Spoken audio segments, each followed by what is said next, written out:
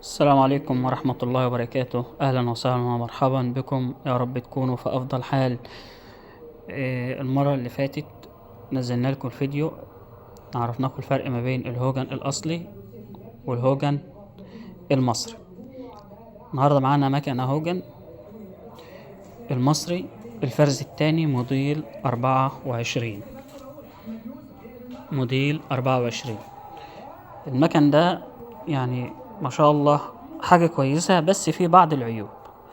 تمام، فهعرفكم عليها كده عشان ايه ان شاء الله كل واحد يروح يجيب مكنة ينتبه كويس هو بيجيب ايه. تمام، مكنة ما شاء الله هي لسه المكنة زيرو، يعني ما اشتغلتش. 2024 على الجنب، على الشكمين. تمام، المكنة فيها هنا بعض العيوب ان شاء الله راح نوضحها لكم، ونوريكم برضو ان شاء الله كل حاجة على الطبيعة. تمام،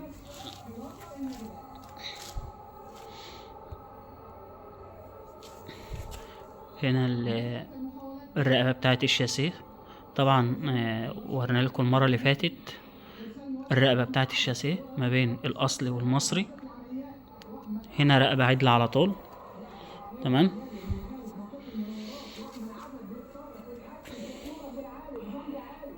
العداد طبعا الأصلي، المكنة الهوجن الأصلي بيبقى فيه هنا علامة النسر، وعلى العداد علامة النسر، وعلى التنك علامة النسر.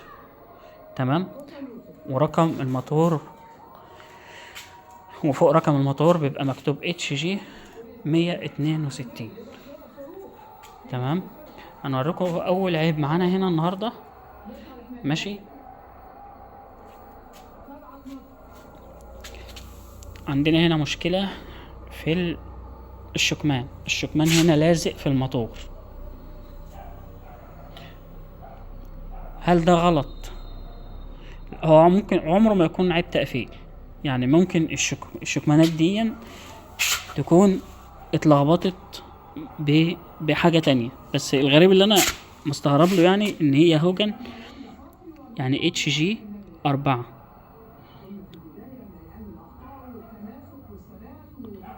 HG 4، هل هي دي شكمانات الدايو ولا شكمانات الهوجن 3 ولا ايه بالظبط؟ لان في المكنة التانية اللي صورناها لحضراتكم في الفيديو اللي فات ما كانش فيه الموضوع ده. هنا الشكمان لازق في الموتور، يعني مفيش فراغ حتى. تمام، هنوريكم برضو الشكمان التاني. الشكمان التاني اهو برضو لازق هنا في بطن الموتور، مفيش مساحة خالص. تمام،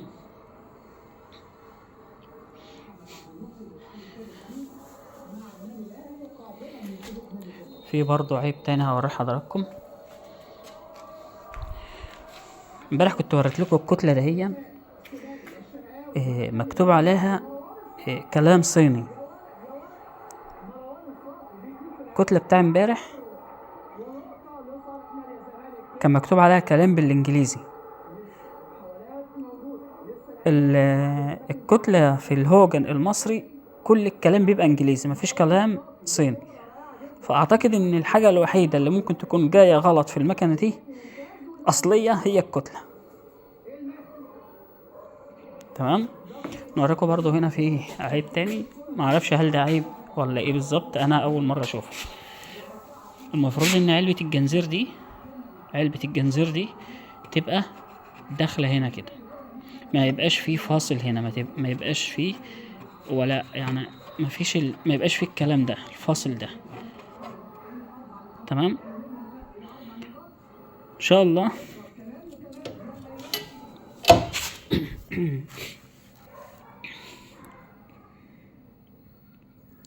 تمام، التقفيل من تحت كويس برضو، ماشي الحال.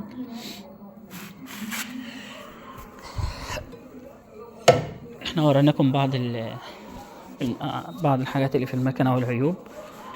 تمام. و لو عجبك الفيديو ما تنساش الاشتراك والدعم.